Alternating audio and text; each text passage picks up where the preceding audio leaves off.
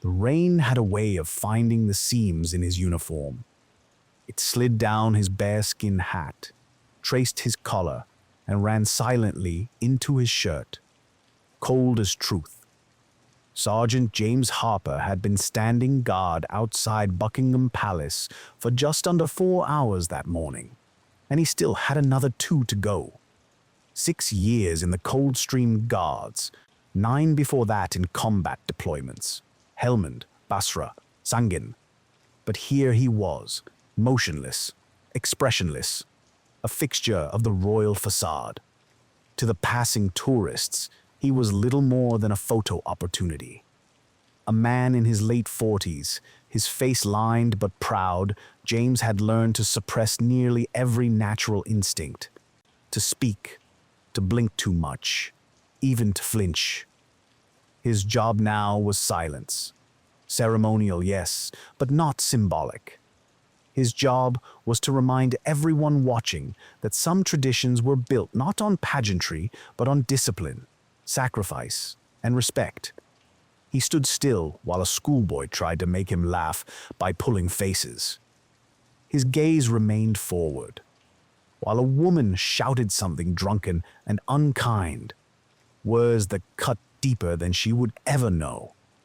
He clenched his jaw, while a tourist held a phone inches from his face, filming a funny reaction video for a channel with thousands of subscribers. James endured, not because he was numb, but because he believed in what the uniform represented. He remembered what his first sergeant told him during training. You're not standing there for tourists. You're standing there for the Queen, for the crown, for every single soul who ever put on this red coat and stood their ground. That's who you answer to.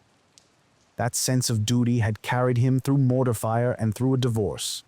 It had gotten him up at 4 a.m. for over a decade. And now it carried him through ridicule. Because for James, the ceremony wasn't theater, it was a contract. Still, the irony stung. While many in the public saw the Queen's Guard as mere props, men in funny hats who were paid to stand still, few understood what it meant to hold still when every muscle ached, when sweat pooled in your boots, when cold made your knuckles seize. Few saw the months of drill, the unrelenting inspections, the pride swallowed after every insult. James recalled a boy who had approached him once, maybe 10 or 11 years old. He had stood quietly next to the railings for minutes, watching with wide eyes. Then, when his parents called him away, he saluted, not for show, not for laughs, but with awkward, sincere respect. That one moment had stayed with James longer than 1,000 years. The day's duty finally ended. He marched back into the guard room, stiff-legged and soaked through. Inside, laughter echoed from other soldiers warming their hands and peeling off sodden uniforms. Someone had left a half-eaten sausage roll on a bench, and it smelled like heaven. James sat down, his back sore, legs buzzing with fatigue. The officer of the day passed by and nodded. "Good presence out there today, Harper." "Thank you, sir," James said, removing his hat with quiet dignity. But inside he couldn't help wonder. How long could a man carry respect on his own back when the world was eager to mock it? Tomorrow, he would stand again. Saturday afternoons drew the worst crowds. Sergeant James Harper stood tall at his post, the polished toes of his boots glinting despite the scuffed paving stones beneath them. The forecourt of Buckingham Palace bustled with life. Tourists jostled for photos, children shrieked, and the low hum of 100 conversations drifted like smog. But James's world remained still, tightly contained behind centuries of protocol and self-control. That day, a group of young men, early 20s, British accents peppered with mock American drawl, swaggered up to the fence. One of them had a selfie stick. Another wore a Union Jack draped over his shoulders like a cape. James recognized the type. Loud, drunk on cheap lager and internet validation. Professional mockers, more interested in views than truth. Oi, mate, blink if you're real. Oi, is your hat full of birds or what? Another one pulled out his phone and began live streaming. This geezer's been standing here for hours. Man's basically a statue with a pulse. Bet he's got a portable loo up that bearskin. The crowd chuckled. James didn't move. He couldn't. Regulation demanded stillness, dignity, control. One of them, lanky, red-eyed, jittery, pushed closer and mimicked a stiff-legged march, swinging his arms like a parody of a toy soldier. The others roared with laughter. Sir, yes, sir. Look at me, lads. I'm protecting the Queen. James's jaw tightened beneath his stoic mask. In Helmand, that kind of behavior would have had consequences. Here, he was expected to take it, to be mocked in silence, to embody composure even when stripped of respect. It wasn't always young Brits. Another day, two tourists, a couple speaking in rapid Spanish, leaned over the railing and shouted, "Smile, toy soldier, smile for the camera." Then one of them spat on the ground near his feet. Whether in jest or contempt, James couldn't tell. It didn't matter. He was forbidden to react unless physically threatened. But the worst came later that week. A group of teenage boys no older than 15 loitered nearby after school. London accents, loud laughter, chewing gum, cracking like fireworks. Why they even need guards anyway? One asked. They ain't even got real guns. Another chimed in. Proper joke, innit? Standing around all day like muppets. Should get a real job. James heard every word. He had, in fact, held a real rifle. Fired one in defense of the very land these boys now walked on without a second thought. He had dragged a bleeding friend out of a crater once in Kandahar. The boy hadn't survived. But to these children, he was just a costumed extra in London's open-air theme park. One of them shouted something obscene, and that finally prompted a nearby police officer to step in and disperse them. The boys scattered like pigeons. Back in the barracks that evening, James sat polishing his buttons. Another soldier, a younger lad from Yorkshire, muttered under his breath, "They ever treat you like a man out there, Staff?" James didn't look up. Sometimes, mostly they treat you like furniture. The young man nodded. Funny, innit? We're trained to kill, but out there we're props. James didn't laugh. There was truth in it, but no humor. Not for him. That night, scrolling through his phone, he found a viral video, taken just hours earlier, of himself standing on duty. The caption read, "British Guard doesn't even flinch. These guys are robots." The comments were worse. Do they even do anything? Waste of taxpayer money? Bet his brain is smooth like his hat.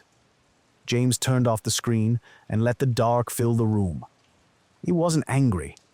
He was tired. Because mockery wasn't just loud voices or cruel jokes. It was the erosion of meaning, of service, of pride. And tomorrow, he would return to the gate, head high, shoulders back, even if no one saluted anymore. The bearskin cap weighed nearly 2 pounds. James Harper had worn it so often, for so many years, that sometimes it felt like it had merged with his skull. Even when off duty, he caught himself sitting upright, back straight, as though still on post. The habit of stillness, like scar tissue, didn't fade. It grew deeper. Saturday night, most of the younger lads had gone out, some to pubs, some to girlfriends, some just to breathe. But James sat alone at the corner table in the Grenadier, a small wood-paneled pub not far from Hyde Park. He liked the place. It was old, quiet, full of brass and shadows, the kind of pub where no one asked questions unless you asked first. He sipped a bitter and tried not to listen, but the group at the table behind him was impossible to ignore. "Did you see the one where the guard snaps at the tourist? Hilarious. He only moves if you touch him, innit? Like them, mannequins in shop windows. Whole thing's a show. They ain't even real soldiers anymore."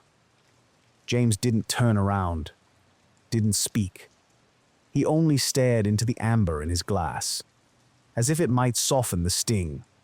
He could have said something about his tour in Afghanistan, about Corporal Lonsdale, who bled out in his arms while they waited for a medevac that never came, about the IED that tore into a convoy, killing 3, nearly costing James his left foot. But what would it matter? They didn't want truth. They wanted entertainment. Later that night, back in his small flat in Chelsea Barracks, James opened the old wooden chest at the foot of his bed. Inside were medals, photographs, letters, things no one on the outside ever saw. A folded flag from his brother's funeral, also a guardsman, killed in Basra in 2007. A postcard from a child he'd met at a military hospital after his second deployment. "Thank you for being brave." Crayon stars in the margins. He ran his hand over a framed photo. 3 men laughing, arms around each other. Uniforms dusty, faces young and tired and proud. All of them gone now. One to an IED, one to suicide, one to drink. Sometimes James wondered why he'd lasted when others hadn't. The truth was, he didn't know. He only knew that staying upright, holding the line, was the only way he could still feel connected to them. But it was getting harder. He was 46. His knees ached. His back stiffened every morning. The younger men looked at him with a mixture of respect and distance, like a relic of another army. Most had never seen combat. Some didn't believe in it. Old war stories, they called it. But James wasn't telling stories. He was still living them. A few weeks ago, he'd gone to the doctor for a routine checkup. Blood pressure, high, stress, chronic. "You ever think about retiring, Sergeant?" the GP had asked. He had. Every day. But what would be left? He had no family, no wife. His daughter from a brief, distant marriage lived with her mother in Cardiff and barely answered his texts. His world was routine, silence, the dull ache of duty. And yet, when he passed the rookies in training, saw the way they watched him, not as a clown in red, but as a man who had stood his ground, something inside still stirred. Pride, not in the ceremony, but in the cost. That night, James lay awake, the dim light from the barracks hallway casting a bar of gold across the floor. His hand rested on his chest, over a heart that still beat in cadence to a drum no one else heard. Maybe he was just a symbol. But symbols mattered, especially when they were all some people had left. Still, the question nagged him. How long can a man carry the weight of silence before it buries him?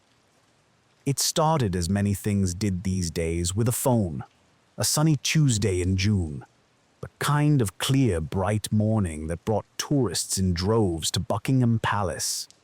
James Harper stood at attention, the gold buttons of his tunic gleaming, rifle across his chest, face composed as granite. He'd done this post more times than he could count, but this time, something was off. Even before it happened, he felt it in his bones. The crowd was more restless than usual. A hum of tension rippled through the onlookers, a sort of performative energy, as if everyone had come expecting a show. Near the front, a man in his early 20s, American by the sound of it, leaned over the barrier. He had a backwards cap, sunglasses, and an expensive camera rig mounted on his chest. His voice was loud, cutting through the warm air. "All right, folks, here we are with the legendary British Guard. Let's see if we can get him to react." A few chuckled. Some began filming too. James stayed motionless as always, trained eyes forward, muscles locked. The man continued. "Look at him, not even a twitch. This guy's like a wax figure in a hat." Then it happened. The man ducked under the barrier, striding right up to James. He moved fast, and before anyone could intervene, he reached up and grabbed the bearskin cap, yanking it slightly forward with both hands, laughing as if it were part of a carnival trick. It was instinct. Years of training took over. James stepped forward sharply, rifle snapping into a low-ready position with a thunderous stomp. His voice rang out like a gunshot. "Step away from the guard." The man froze. His smile vanished. A nearby police officer rushed over, grabbing the man by the arm and pulling him back. The crowd gasped, and for the first time in hours they were truly silent. But the moment had already been captured. 5 different phones, 2 angles from TikTok, 1 shaky live stream. By that evening, James's face, stern, unblinking, deadly serious, was all over the internet. British Guard snaps at tourist. Power trip? He threatened him over a hat.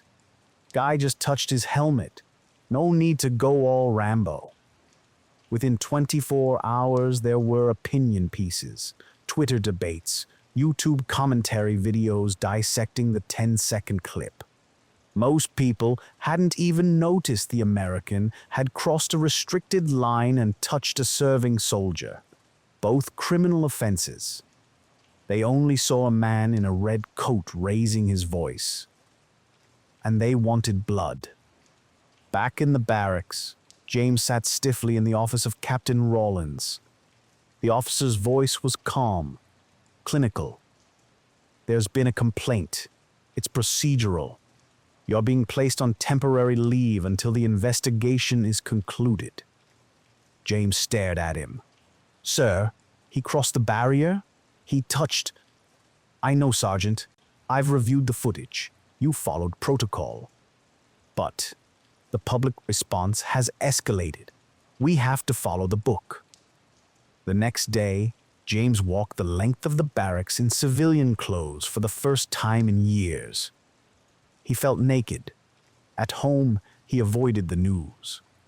But it found him anyway. A neighbor, someone he'd only ever nodded to in the lift, sneered at him in passing. "Heard you scared a tourist. Bet you're proud." He wanted to shout, to explain.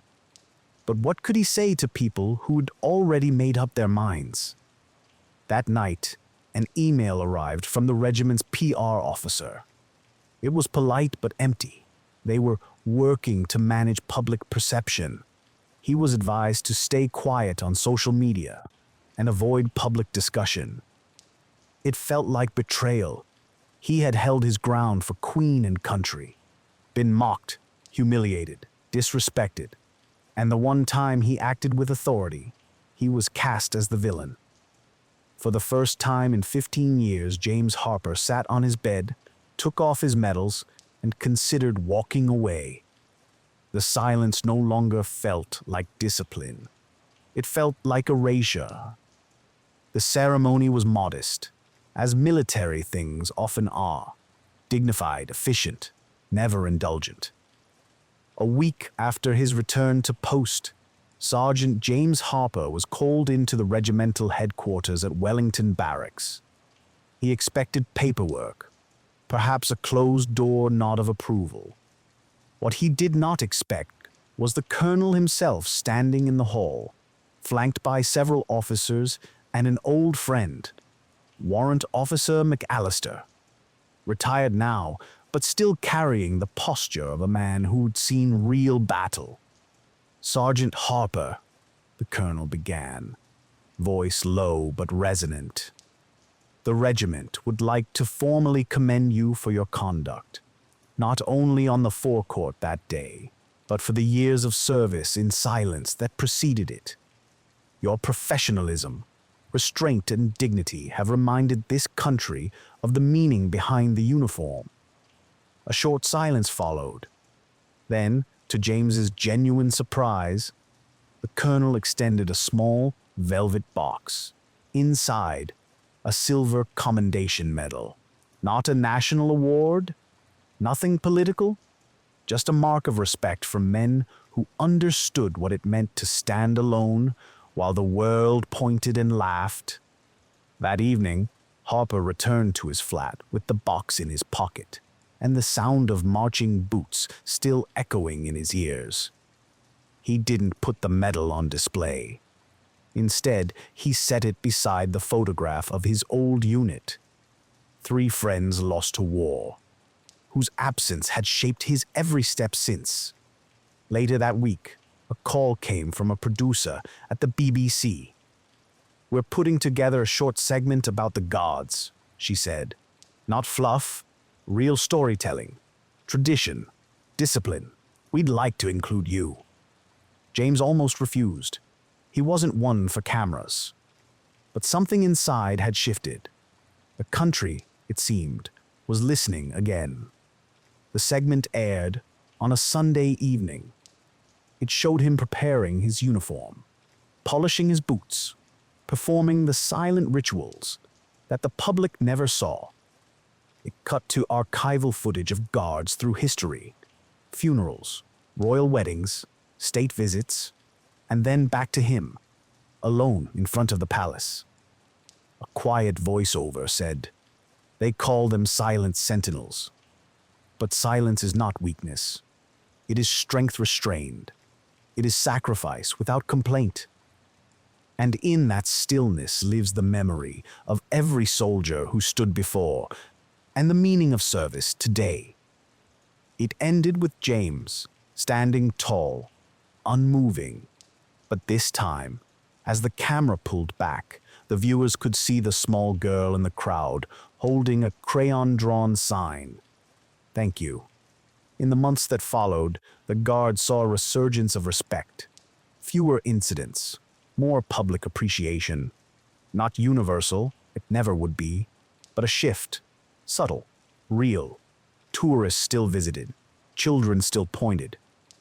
But now, there was often a pause, a quiet moment of recognition, a sense that behind the red coat was a man, not a mannequin. And James? He continued to serve, but now he walked the barracks with something different in his step. Not pride exactly, but peace. He had weathered the storm and stood firm, not just for the crown, but for something older, something deeper. The right to be seen as more than a costume. The right to be respected for standing still when the world demanded noise. One autumn evening, walking back from duty, a young guardsman fell into step beside him.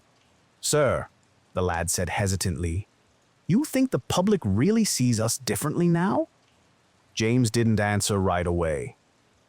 He looked ahead at the setting sun over the rooftops of London, glowing gold. Then he nodded once. "They do now, because we made them look."